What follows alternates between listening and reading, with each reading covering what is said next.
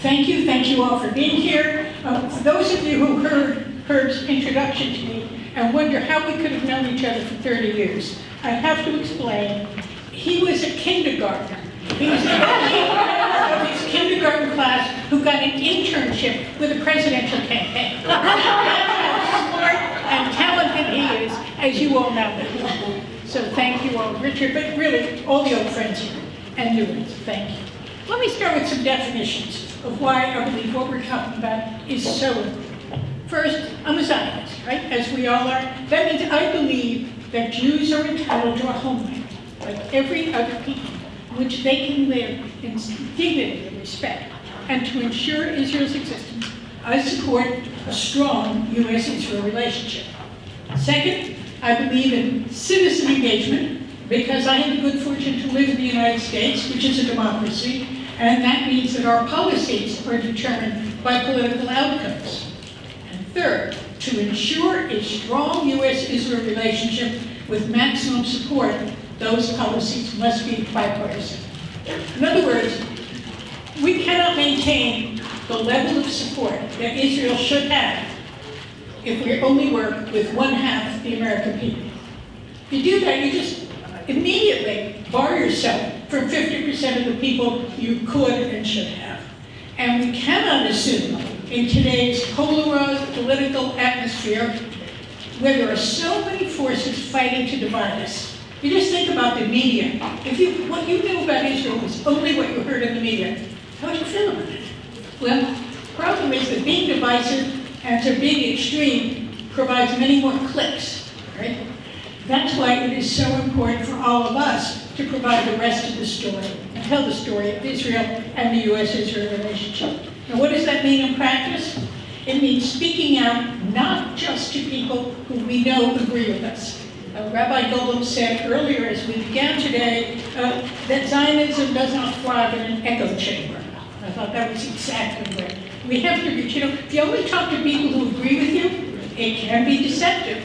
You may be missing what's going on out there, and you miss the chance to reach a larger audience we need to connect with. The good news is we have a lot to talk about. Now, for example, I've had the chance to speak often across the political aisle, many times with a Republican counterpart.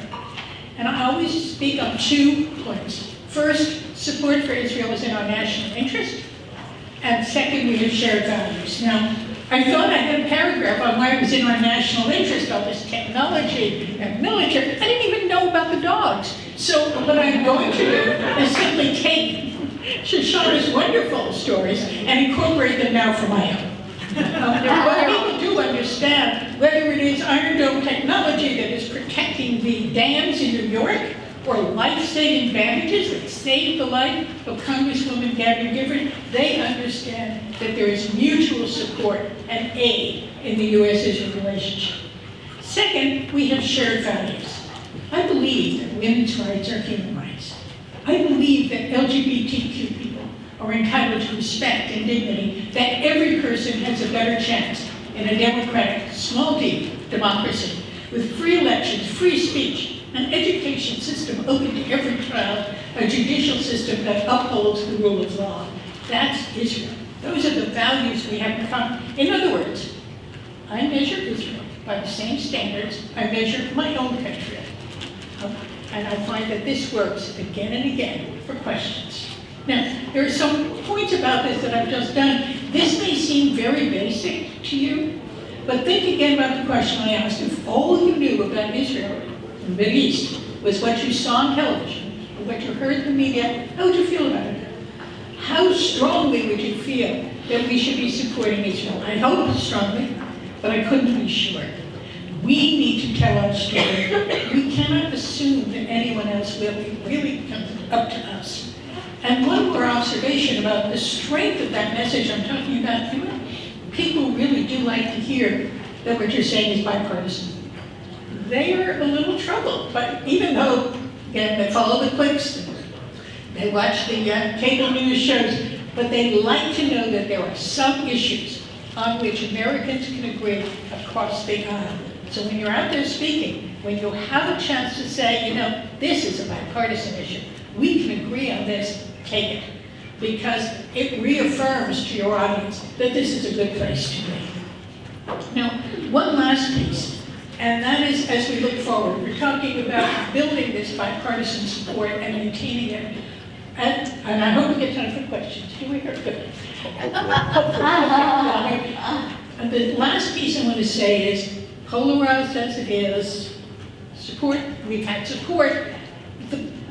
I'd say two things. The tectonic plates of American politics are shifting. Look around at the elections last Tuesday, compare the elections of the last year, the basics of what we maybe took for granted for a while are really changing. We're seeing new candidates, new voters, new organizations and networks. Here's what I mean, new candidates and new organizations. I'm on the board of something called Emerge, which encourages women to run for state and local office. In Virginia, up to 10 or 11, they keep changing, new women elected in Virginia last Tuesday. 9 have been trained by Emerge. I don't know what happened to the other one, we could have messed up somewhere.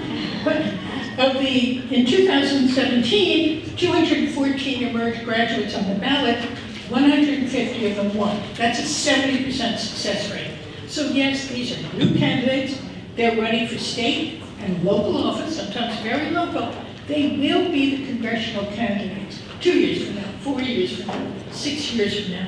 We need to start talking earlier in the pipeline than we have been used to talking about. We have to start reaching out to people who might be interested politically at the very beginning. Second, new voters. I'm just learning this, reading a lot on this weekend. Millennials and Gen Xers, that is 18 to 35, Gen Xers 36 to 51, are now a larger share of the electorate than baby boomers. Now, depending on how you feel about your baby boomer relatives, you may think this is good news or not. But the nature of the electorate, the information they take for granted is shifting. We know already that there is a smaller and smaller number of people who think of Israel as this embattled democracy, who remember Israel coming into being and fighting off, again, overwhelming numbers of Arab armies. It's a smaller and smaller group. It makes it, again, even more important for us to talk to them, to tell the story, to reach out. Younger voters, again, 18 to 29, traditionally very low turnout. Last week in Virginia, they doubled their percentage of turnout from 2009 to 2017, they doubled.